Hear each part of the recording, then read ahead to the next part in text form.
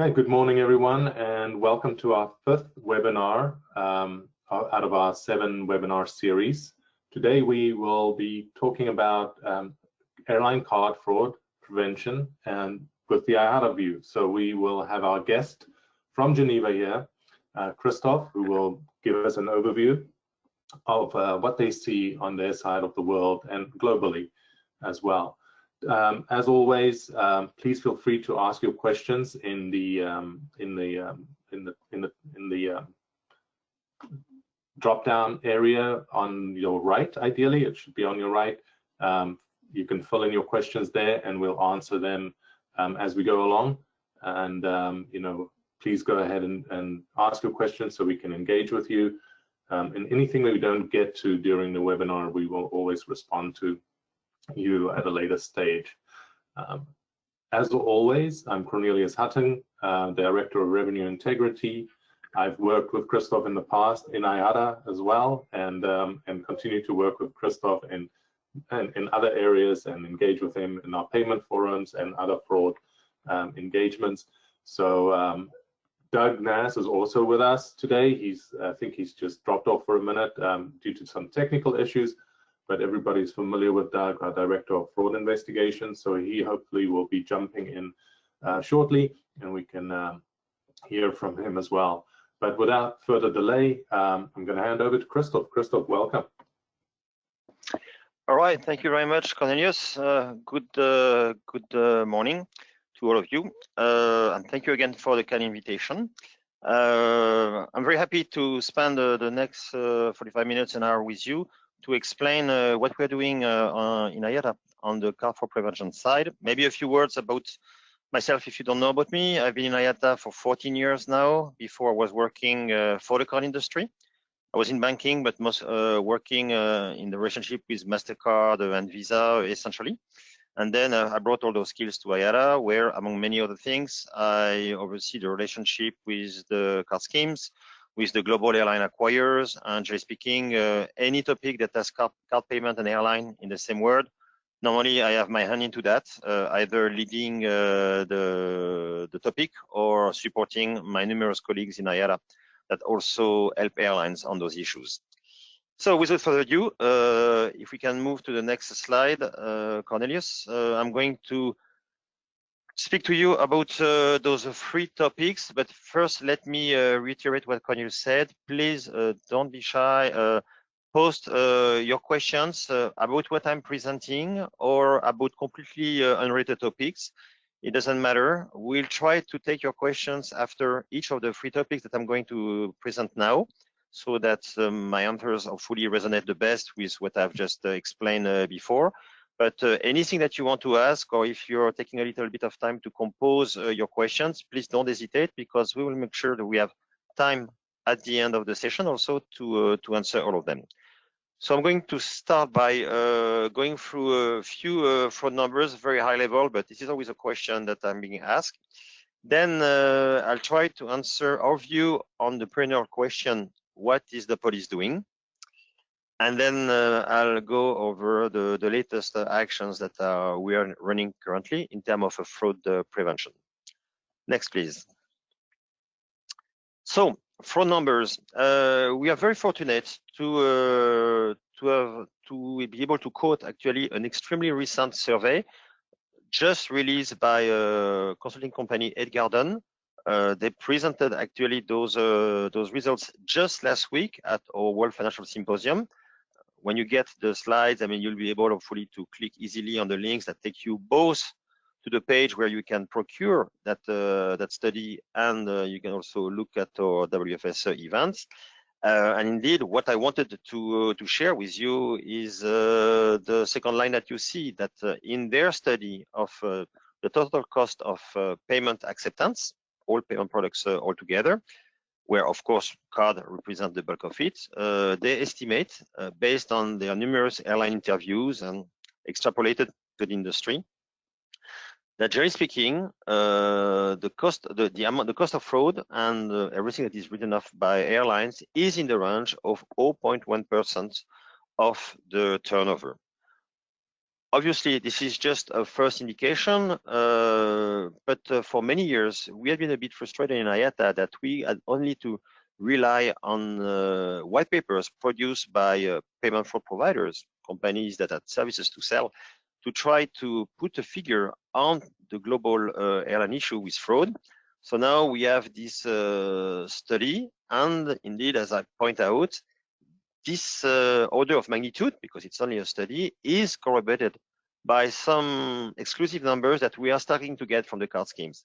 I'll be honest with you, and for good reason, the card schemes are pretty shy about communicating publicly on fraud, not about airline fraud, but about fraud in general, because they are stock listed company and they are concerned about any topic that is perceived as able to adversely affect stock price or things like that. But we are doing some exclusive work with each of them, and we are digging deeper with the hope at some point to be allowed to share further, or to have them share with an audience of airline fraud managers more precise figure about the cost of fraud, split by geography, by type of carriers, focusing on the underlying issues, and really providing guidance on what airlines could do to improve.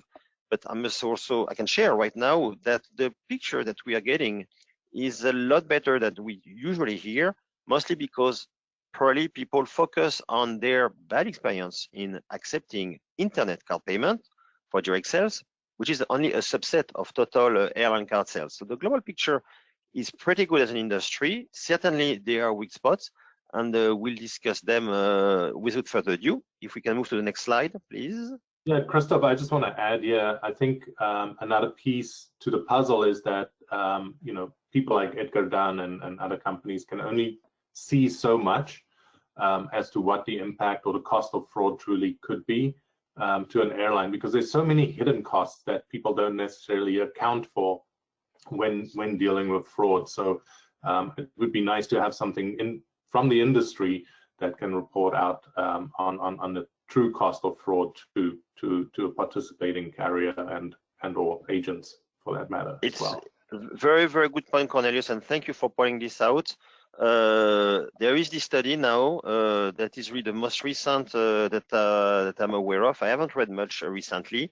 In IATA, we're working in building up our own cost survey, hopefully starting next year, but you will hear more about that once we are ready to do that, so that we can run it as IATA without any bias, as you can observe in a payment provider or other type of company.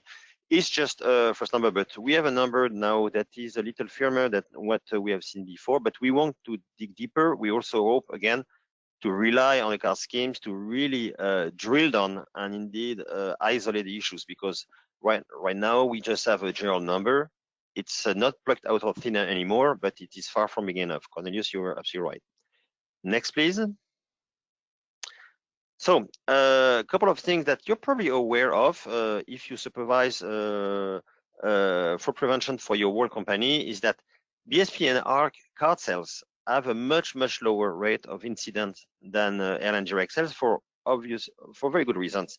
A lot of the traffic there is made of lodge card, which by essence and by nature are less fraud prone than just a one-time unknown customer visiting a website or ringing the call center and quoting card number, which is of course a much riskier issue than when you have a lodge card at a TMC who is taking a booking from a corporate client that he knows.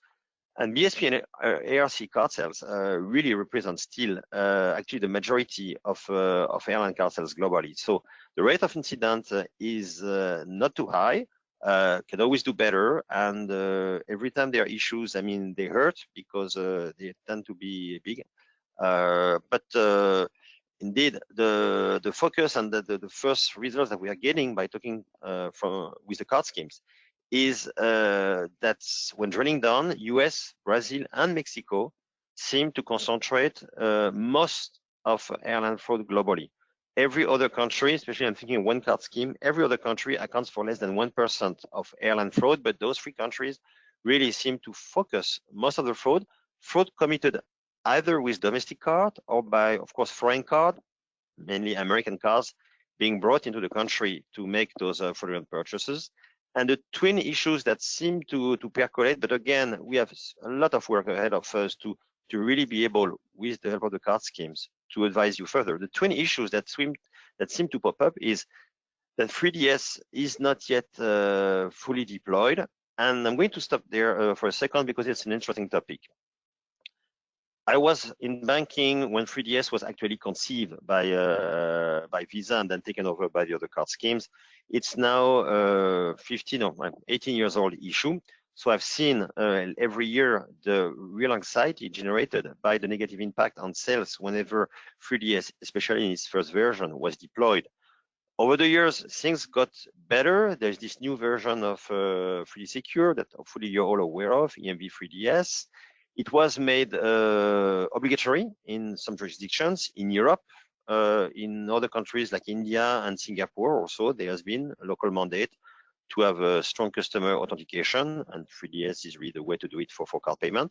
So actually, again, the premium numbers I'm getting from the card scheme show that the transaction success rate or transaction approval rate for 3D Secure purchases is similar now to the one for unsecure e-commerce. It was not like that before. Let's be clear. We all know that. We all heard stories, and you probably lived through stories where you had to actually suspend the deployment of 3DS because the negative impact on sales was way too high. The picture seems to have changed, but we still have, again, a lot of work ahead with the card schemes to be able to gather and share figures showing that 3D Secure maybe does not deserve the bad rap that it has been affected with. And the other issue that is being pointed out is, of course, the call center sales. Well, I mean, there is an obvious reason, is that the call center just don't have anything like 3DS that secures e-commerce. So call center, and I'm not aware of really any serious effort made by the card industry to further secure call center sales. They tend to think that this is more like a relic of the past, whereas for airline sales, of course, so call centers are essential, and they are also a weak point.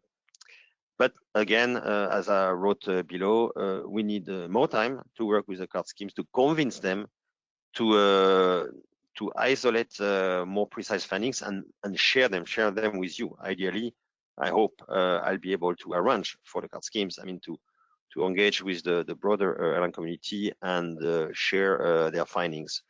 They do that, but sometimes I feel they are a little too shy and they could do a lot better. I'm going to pause here before I carry on and ask if there are any questions that maybe, Cornelius, you have received or that you see in your chat box. Yes, Christoph, I actually have one in here. Does the airline have a duty to report credit card company if fraud is suspected? No, the duty first is for the issuer to report card fraud, because without reporting card fraud to the card scheme, there is no right then to use an eventual chargeback right. So the duty is on the issuer first to report. Now, when as a merchant you identify suspect a case and hopefully you follow it up, and hopefully you may even be able to confirm it, for example, by discussing directly with the issuer, then the issuer has been made aware by the very act of you informing them. And certainly as a merchant, you have discharge of your duties of informing the other party, the issuer, who then can take further action, securing the concerned cards. No, there is no duty to also go directly to Visa and MasterCard. If you have managed to successfully impair the fraud, well, that's good news for everyone. And that's the end of it. If you suffer from fraud, then you may be in the painful chargeback process and all those things, and then the card schemes then will be aware of that because they will see those chargeback transactions. So no, you don't have a duty to report it to the card scheme. You have a duty to secure confirmation. Usually, you do that by engaging with the issuers if the issuer is willing to assist. And once this is done, you have discharge of your duty of warning the other party so that they can also try to limit damages on their side. Okay. Anything else, Cornelius? Yeah, we've got another question in here. In your opinion, what are the main reasons for 3DS to not have been deployed yet in the US, Brazil, and Mexico?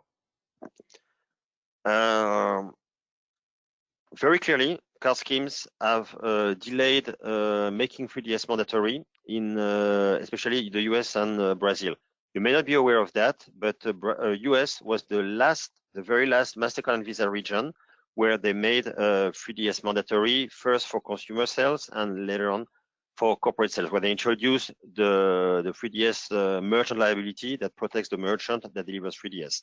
I can tell you that goes back 15 years ago when I was still in banking, that bankers in Europe, for example, were incensed that even in the premises of 3DS, there was no way for European issuers, even if they were ready to start trying with 3DS, there was no way for them to see it being used at the time in the US, and there was really no incentive for merchants to do it. So card schemes have been very late in bringing 3DS to their major market, the US, but this is not all gone and past. In Brazil, that's interesting. I remember I was in IATA already, so that was about 10 years ago. After the liability shift kicked in the LATAM region, amazingly enough, in Brazil, the fraud liability shift protecting the merchants in Brazil was rescinded by the Brazilian banking community with the support of the card schemes, because at the time the market, of course, was not ready, especially on the issuing side. There was no 3DS issuance, but so the merchants that were ready, all of a sudden, stopped absorbing the fraud because they were protected from the fraud liability shift. And what happened then is something that I've never witnessed in my career in any other country. The fraud liability shift was temporarily rescinded in Brazil for several years until the issuing community there finally got its act together. Now it's in place, but still, until recently, there's been performance issues. Airlines have the feeling that if they activate 3DS, I'm not talking about technical issues, more the suspicion that issuer, either in the US or Brazil, will on purpose refuse to approve the transaction because his card order is not 3DS enabled, and the issuer does not want to run the risk of supporting a fraud that he can no longer pass back on the merchant who is protected. So this is bad behavior by issuers. The card schemes are trying very actively to fight against that. They encourage merchants to report those cases because this is not how it's supposed to work. A merchant that does what he has to do should not be penalized from legitimately enjoying the full liability shift he is entitled to, just because the issuer has not enrolled his cardholder and realized that he's naked against the risk of fraud. But it's complex. It's progressing. And indeed, those are the numbers we want to drill with the card schemes, especially on 3DS performance rate, especially in the US and especially in Brazil. That's why, indeed, in those two countries. But I would say all over LATAM, 3DS take-up is much lower than in Europe, MENA, or Asia-Pac. Europe we knew because there was this SCA legislation, but MENA and Asia-Pac have also much higher take-up rates. The regions, North America and LATAM, just have to pick up, and they will ultimately. Thank you. Christophe, one last question here. Just focusing, or if you can just put a quick summary around the first bullet point of this slide, where it reads, and explain what you mean by this. What is the indirect card sales? How is that much lower rate of incident? Well, I'm not going to speak too much on behalf of HARC, but I can share that for BSP, about 80% of the BSP card traffic is made on BIN that we identify as corporate BIN. I'm not saying that those corporate cards are all lodge cards, but it does validate our feeling that a great majority of the BSP card sales are made by TMCs using lodge card. That type of transaction by nature is not likely to be easily defrauded because only an authorized user of the lodge card is going to be able to place a booking through a BSP or through an ARC agent and conduct a card transaction. So those transactions are not defrauded. Doesn't mean that you cannot contact an OTA or even a TMC and just use a fraudulent card to make a booking, but the rate of incident is much lower than when an airline sells directly to customers. So I'm not saying that they are fantastic for detection monitoring on BSP or ARC. Actually, I'll talk a little more about what we do in BSP because it's quite recent. We believe, I know that ARC has a much longer experience in terms of trying to detect fraud on ARC card sales. BSP again is more recent, but mostly it's the very nature of the great majority of those indirect card sales that make them not really open, susceptible to fraud. Simply because, again, large card traffic, by definition, is secure. Again, that doesn't mean that an agent cannot be abused, and every time it happens, it hurts. And certainly in BSP, when we see massive card abuse, usually it means the death knell for the agent who cannot match his liabilities. Okay. I think we can move on to the next topic. What is the police doing? So, I'll be honest with you. That's a remark I've heard all my career. I started in fraud prevention actually 25 years ago, then moved on to general payment issues, and it's a normal reaction by the victim, especially by senior management in a company. What is the police doing? Actually, the way it works, it's a public and private cooperation. Private, it's meaning companies such as ourselves. Public means law enforcement authorities, and it just doesn't work just like that. You may be aware that Europol, which is the body organizing, or not organizing, I would say, arranging for the cooperation of all law enforcement agencies in Europe and to a certain degree in Africa. So Europol organized those global airport action days, the GAD, and I'm quoting the last one that was conducted in 2019. You may see what I've circled in red with the cooperation of the NCFTAC, yeah, in Pittsburgh. Well, if you're in fraud prevention, you know what this is. So US Secret Service was involved. It was truly a global operation, nothing to do with Europe. It just started in Europe, but they organized those action days all over the world where airport police would be prepped to try to intercept people traveling on cards reported as fraudulent. The last action day in 2019 was spectacular because if you have a bit of experience with that, 140 arrests, and I can share that they were about 300 and yeah, it's actually even on the yellow part of the screenshot, 334 reports, 140 arrests, one person put under arrest for 2 notifications. If you have any experience in fraud management, in investigation, you know that it's an exceptional rate of support, of success in having police intercepting someone, a person, out of 2 cases that you report. And of course, then, I mean, they found illegal immigration, smuggling of drugs, of currencies and things like that. So that's why police was so cooperative. So that's what they were doing, and those were quite spectacular. If we can move to the next slide, please, Cornelius. The last GAD that we did was a little less successful, but what this public and private cooperation allowed then, it allowed airline fraud managers to identify, especially in their home country, the right type of law enforcement agency that would have the necessary investigative power to pursue airline ticket fraud cases that are by definition complex. They are usually cross-border. They involve cars from other countries. The people using those fraudulent tickets are also flying cross-border.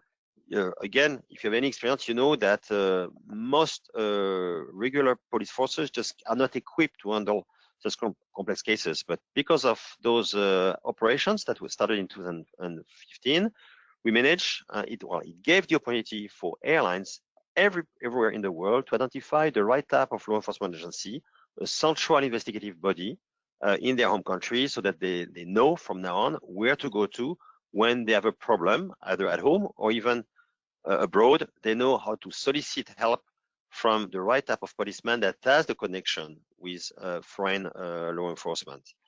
It was also a matter for the fraud managers to identify what is the police priorities, what are they need, what kind of information they need, and how far you can push to try to get support, understanding again that it's private and public cooperation. In the end, the law enforcement or prosecuting agency, they are the only ones who are entitled to decide if a case is worth pursuing, what they need as an information to act or not. And I saw the complete gamut of behavior from police basically running to catch someone, not even asking any detail. They say, we catch the person and then we work out what is it that you have, all the way to other police saying that until I get a court order, I will not budge. Of course, by the time you get a court order, the traveler is long gone.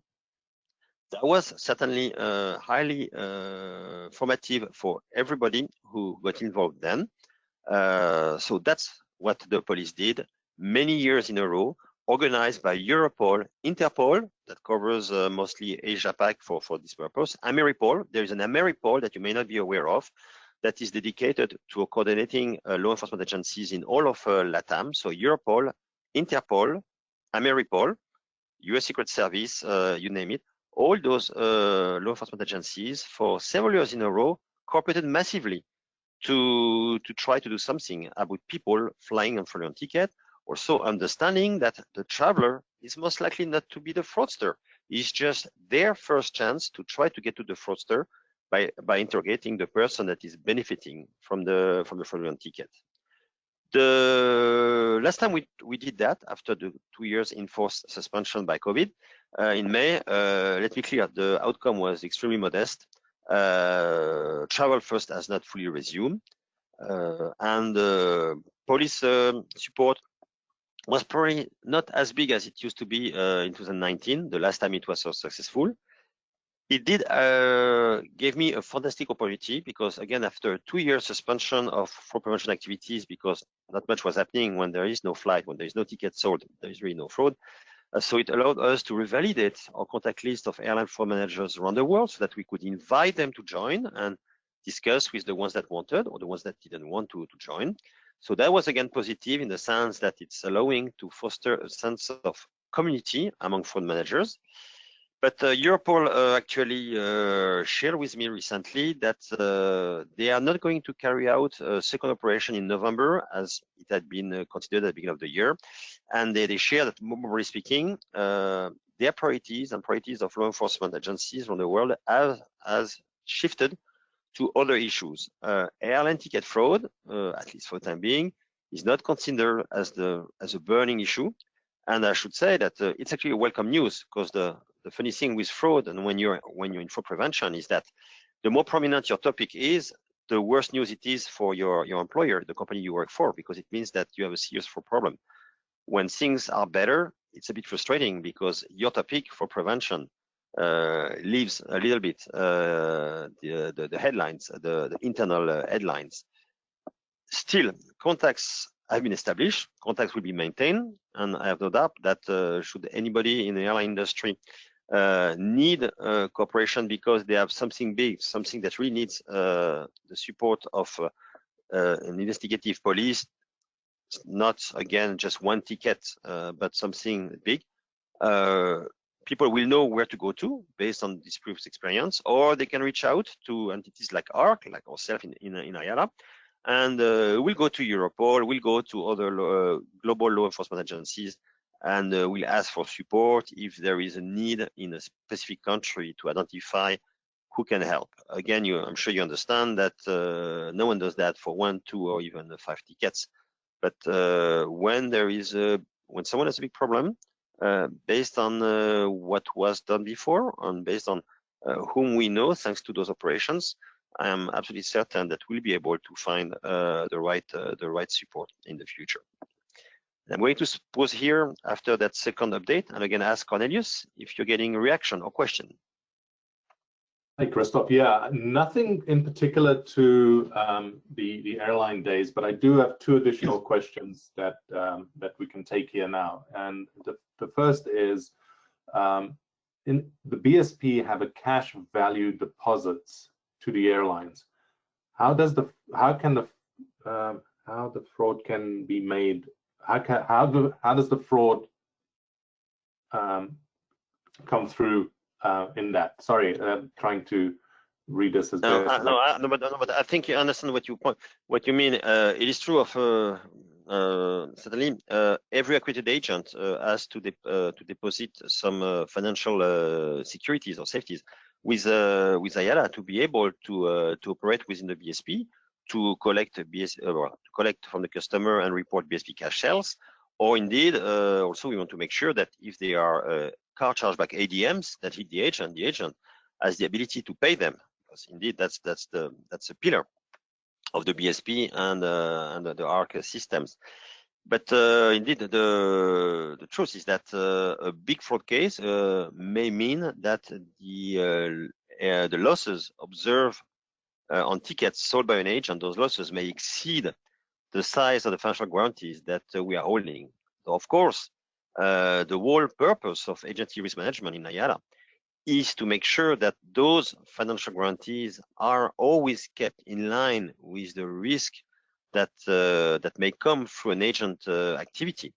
And indeed, that's the real art of a financial risk management, because we have to manage the risk of just a legitimate business default. You know, the business model is not right, and the agent model crumbles, and the agent goes bankrupt.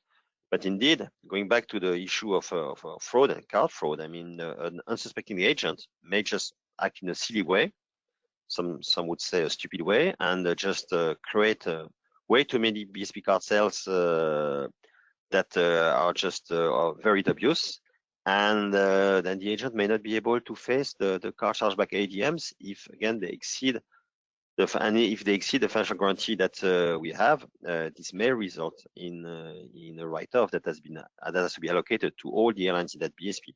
So indeed, that's the challenge, and indeed that's the role of agency risk management, to always, and for every one of the 50,000 accredited agents around the world, to balance the size of the guarantees that we want to hold, you know, versus the size of the business that they bring into BSP, so that hopefully those guarantees are always large enough to cover an eventual incident.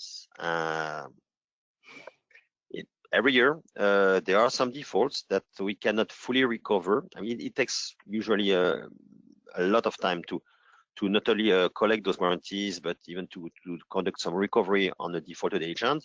And I'm proud to say that still the overall rate of write-off that the BSP BSP airlines have to do is something like 0.000. I think there's 3 zeros after the comma, and then there is a figure. So it always hurt whomever has to, in the end, pass this write-off. But it's incredibly low, much lower than anything that is experienced, for example, on car payments. Again, the credit to all our collective efforts to manage that. Thank you. Perfect. And then, Crystal, there's one question on the guard. It's just for this year that there's no additional. No. What I said is that the plan second guard for this fall will not take place, and Europol conveyed to me that they are not going to reconduct those operations. Priorities have shifted. They insisted on the fact that they remain available to be solicited if someone needs to identify the right type of law enforcement agencies, and they have shifted their focus on something still connected to airline activity. They want to try to troll the dark web for information regarding, for example, frequent flyer data that would have been hacked, compromised, offered for sale, and they hope that if they troll for that, they can find information that then they would bring to the attention of the concerned parties. But that's for the future. That is certainly an axis, a direction that they are taking. Look for sensitive, compromised data of the nature, for example, again, of frequent flyer data, and see what they can find. And if they find something, see how they can share that with the relevant law enforcement agency, so that it can hit the concerned airline. But this still has to take place. I'm just sharing a new direction that they are taking. Thank you. Thanks for that, Christophe. And one other question before we move on.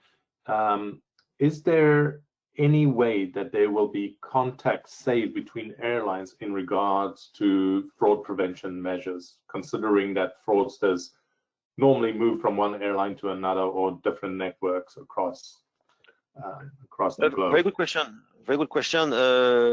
We have a global fraud task force made of a dozen of airlines that we are trying to get even more active than it is at present, and we have been working on a way to deliver that information to the greater community of airline fraud prevention managers.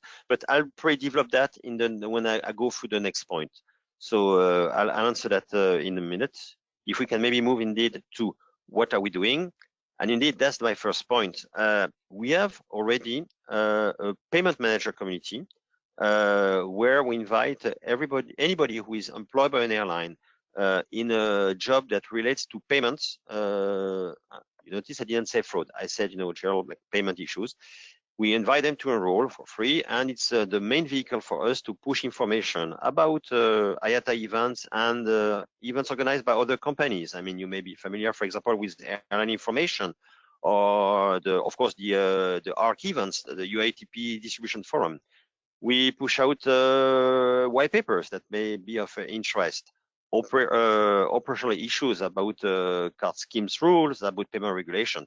So this we found was a pretty effective way to distribute information to the community of airline payment managers, and we want to just simply replicate that, do nothing more, nothing less, but targeting only airline fraud managers. We believe that fraud managers are a different population in most airlines than payment managers. That and it would be worthwhile to have a dedicated channel. Again, nothing fancy.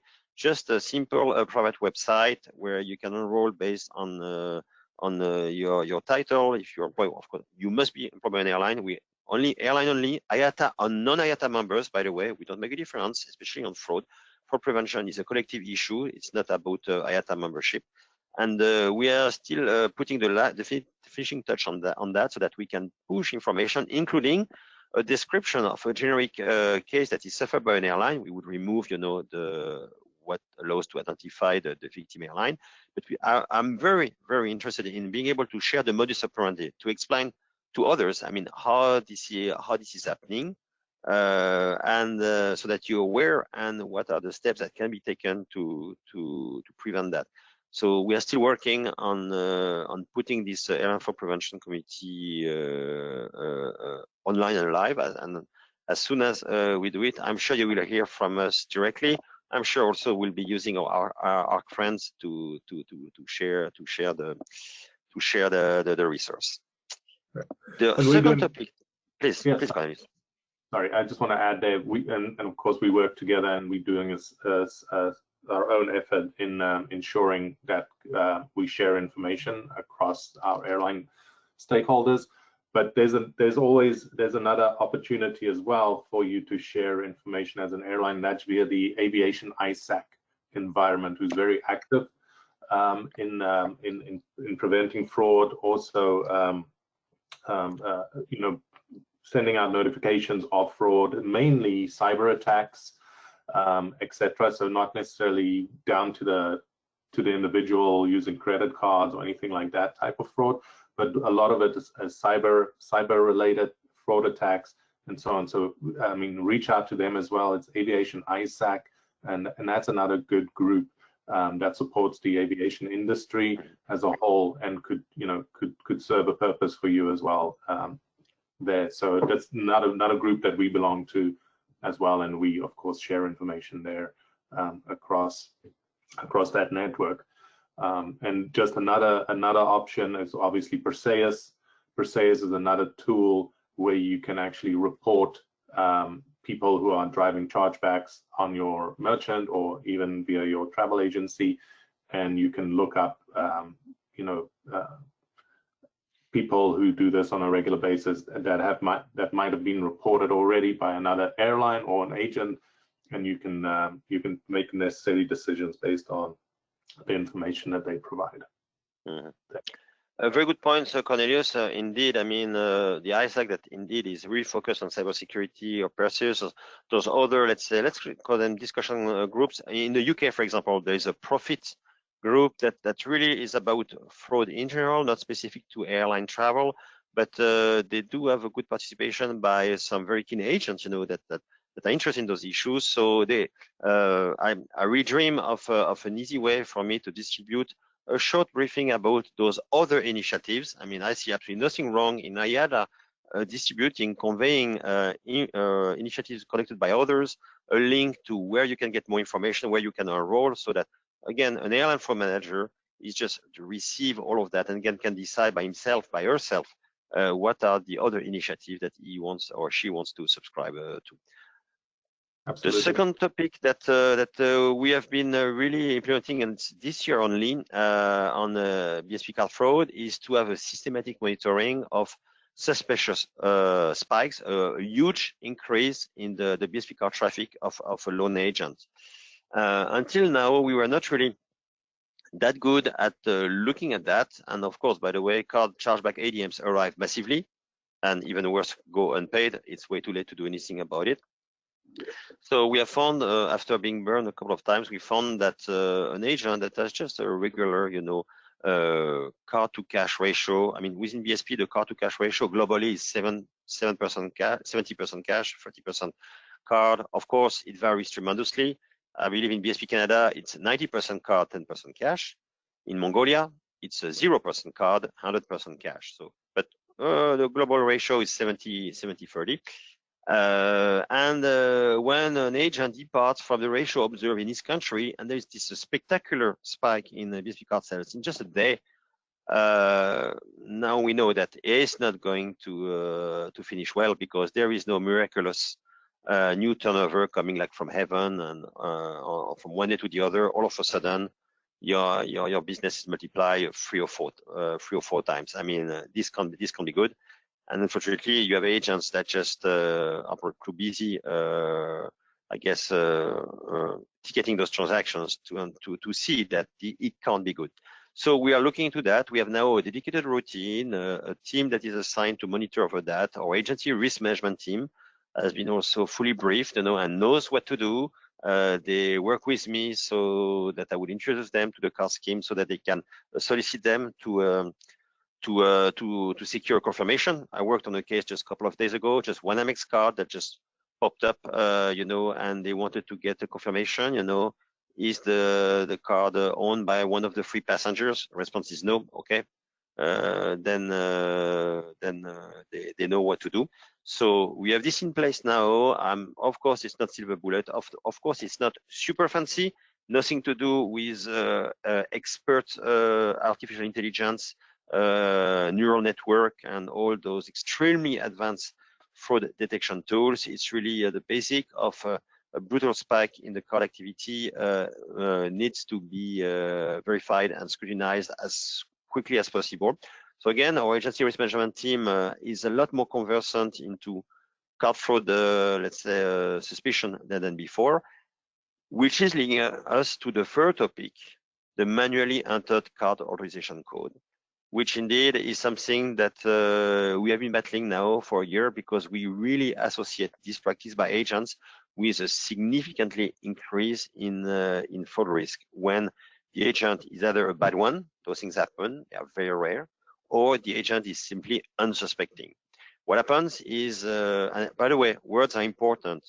I refuse to talk about a manual authorization code, because the truth is that as a GDS, as BSP, as an acquirer, as an airline, when an authorization approval code has been entered manually by the agent in the GDS source screen, no one can know if that authorization code is legitimate, is true or not. So we used to call it manual authorization code because we assume that because it was manually entered, it had been obtained, let's say, outside the GDS by other means. But the fact is we don't know. The only thing we know is that it was manually entered by the agent into the GDS source screen. That's all we know. It's not possible to know anything else. And we need to understand the potential for abuse versus, and that's very important, the perfectly legitimate need for the practice to carry on. Next, please.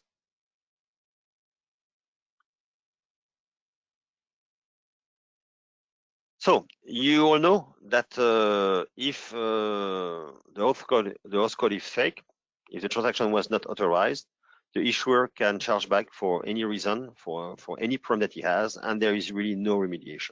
Okay, it's probably the most basic violation of card scheme rules not to have authorized a transaction.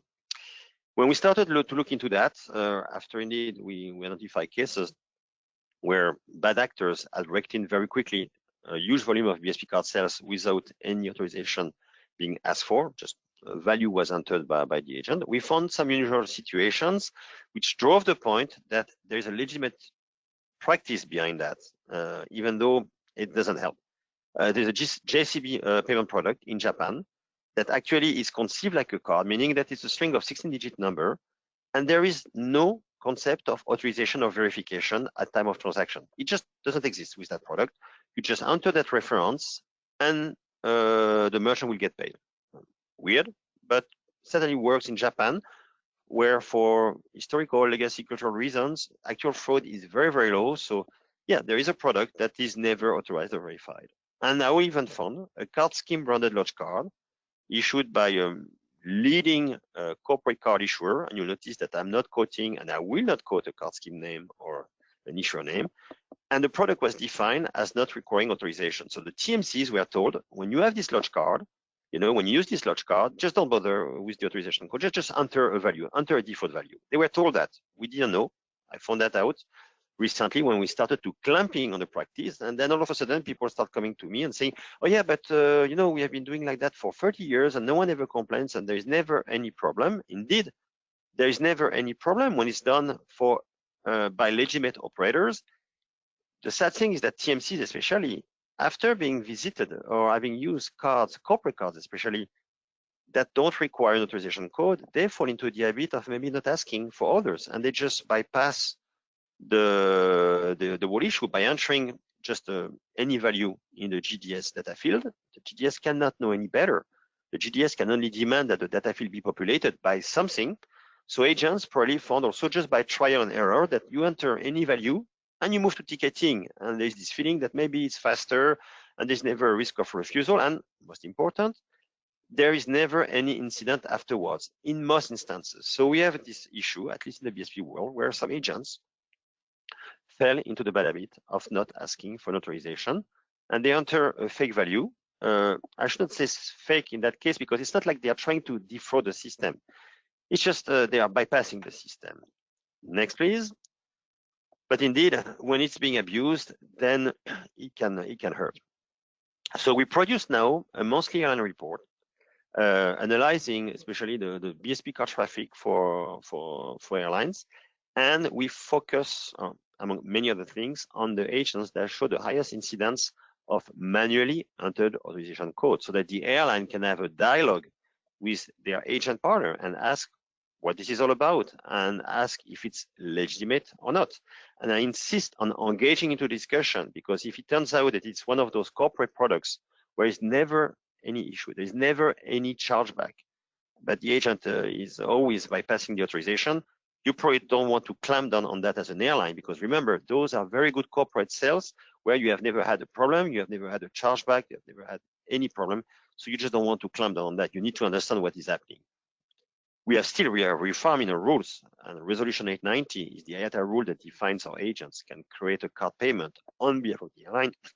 We have a reform in a rule effective 1st of December last year, and you can see on the screenshot section 442. It's marked with this little square. It shows that this is the new section that I wrote and that we passed as an addition to a rule effective again 1st December last year. The auth must be obtained through the GDS as a general principle. Okay, to clarify. But carry on, please. Next slide.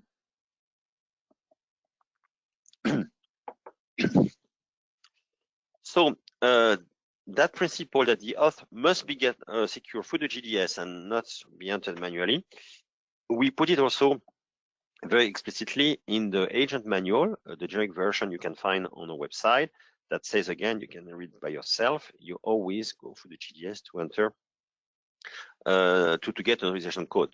That's the normal way to do it. So we made sure that our rules are extremely explicit. There is no room for discussion, and that was necessary so that then airlines and we can have a conversation when we find an agent that is flouting those rules and that is showing a little too much manually entered authorization requests. We need to get to the bottom of it. Next, please. Because there are those exceptions. So I mentioned those corporate car products. I want to insist, those corporate car products, they are not exception as per IATA and airline industry rules. Those are practices, field practices, by agents, initiative by that issuer of corporate car telling the TMCs, don't bother with my lodge car, don't ask for authorization. That was never sanctioned by the industry, never sanctioned by IATA, never sanctioned by the airlines. So we recognize that those exist, but they are not exceptions that we support in the rules. If it comes to light, the airline will have to work this out with the TMC.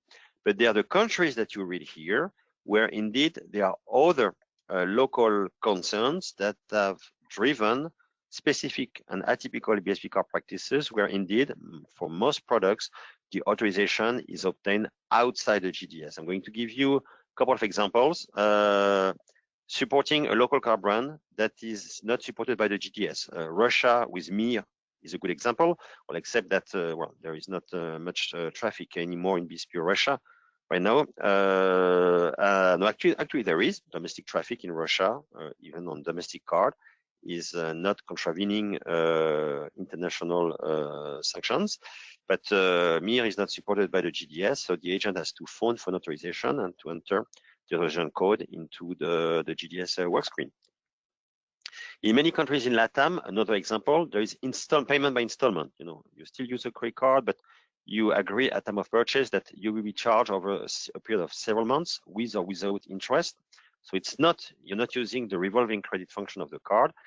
The information about the installment details may not be supported by the GDS. So again, the agent has to ask for an phone authorization, or even to use various other systems where the information can be captured at time of authorization that an installment payment is being considered. So there are other good reasons. Now they are countrywide, so this is why we have made those exceptions that we are recording in the local edition, the relevant local country edition of the BSP manual for agent, where, and you can see an example, in BSP Uruguay, for example, we say to agents locally, well, you can, by exception, obtain an authorization request outside the GDS, and you can enter that into the GDS work screen. But in all other countries, there is the practice is not condoned by IATA rules, and we are progressively trying to clamp down on that by engaging the agents, by having airlines engage their agent partners, and by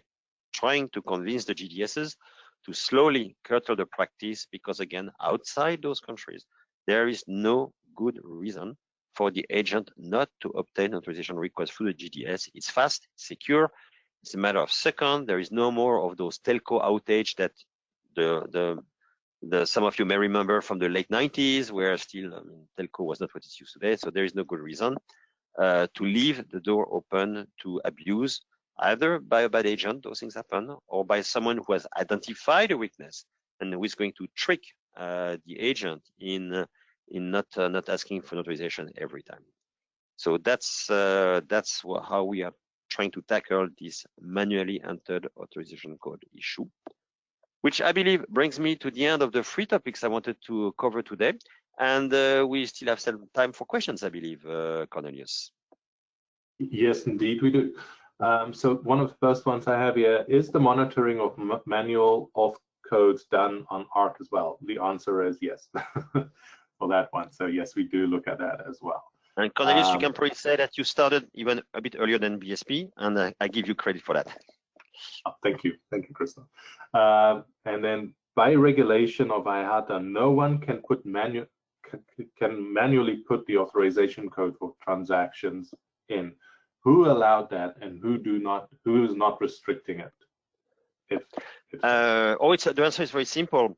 Whatever the agent does at sales time, at transaction time, at card acceptance time, whatever he does is what the GDS tool allows him to do. Okay, so it's the GDS tool that allows or not the manual entry of notarization code. It has been that feature has been common across all GDSs in all jurisdictions, like forever. It's a legacy feature. Let's be clear about that. The GDSs are very much aware of the potential risk that it creates. I'm willing to grant that it is a huge challenge for them to clamp down, to restrict the practice. Yes, I suspect it's going to be a long slog to progress on that. But really, that's a GDS feature, plain and simple.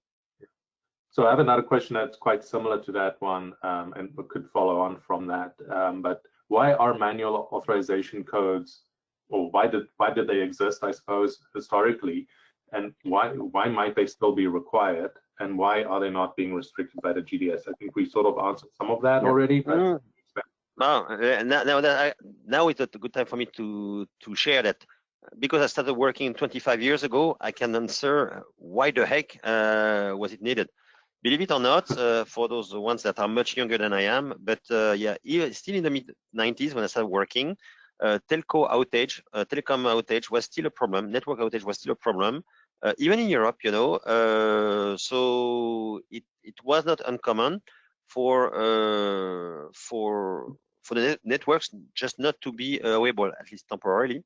Hence, it was considered as a normal fallback situation to be able to procure the authorization by other means, which in the case of BSP card sales means we believe something very simple. The agent calls its own acquirer, asks for a phone authorization, and then use that code. Of course, he didn't call the acquirer of the airline. Of course, he asked for an authorization for himself as a merchant, when in fact the authorization is going to be used by another merchant, the airline. So all of that is a nightmare from card scheme rules, but as long as the authorization is for the right amount, the right day, you know, the right currency, it works, right? So not clean, but it works. So yes, there was a need, and again, my experience only goes back 25 years ago. Let's give credit to the GDSs. Their systems are much older than my work experience. That legacy practices were not progressively folded over time. Well, that's a common story, I'm afraid. And again, as I shared before, especially for some of those corporate products, some TMCs find it very efficient to bypass the system and to enter any value. Again, I don't want to say fake, because fake suggest that they want to trick, that they want to abuse the system, but they just find it expedient. And I've read conversation where they say, but I've never had any problem in 10 or 15 years. Why are you all of a sudden clamping on that? They are right. They have never caused any problem to anybody. The transaction was not authorized, but the corporate client is paying the issuer, so the issuer has no reason to raise a chargeback. So of course, I completely buy that there's never been any problem. But the problem is that it means that the barn door is open, and the foxes out there, the wolves, can walk into the chicken coop super easily at every single agent. So that's why, and there's been a few spectacular cases. So that's why we want to close the bar door as much as possible. And again, I'm afraid it's a long slog ahead. Okay, perfect. One last question before we wrap up here. So, do you think contactless cards are in some way enablers of fraud attempts? No. A contactless card is basically a card that has the ability to perform a chip and pin transaction, except that the card doesn't need to be physically inserted in the POS terminal. It can just be waved, you know, very close over the terminal. But a contactless card today is a card that is going to execute a chip and pin transaction. So, and it has the same level of security. It is very true that in the very early beginning of contactless, there were some implementations that were weak. But this is history. This is when I was back in banking many years before. No, remember, a contactless card, when it's making a payment in a face-to-face transaction, it's making a chip and pin transaction as if it was physically inserted into the terminal. So no, contactless by itself in the physical world does not add an extra level of weakness. And then just building up on that, what about card not present transactions? Okay. Card payment, or the card industry, was devised as a face-to-face, card present and card order present type of scenario. car not present came many decades later, after the car industry was well established, and when remote sellers wanted to, they were selling on catalog, again, mail order. If you remember, you know, the catalogs received through the post. That's when the card not present was invented.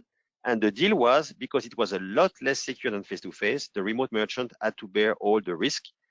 And that's the origin of CNP, card not present. And this is what we're still battling today, is that the card industry was not devised initially for card not present sales.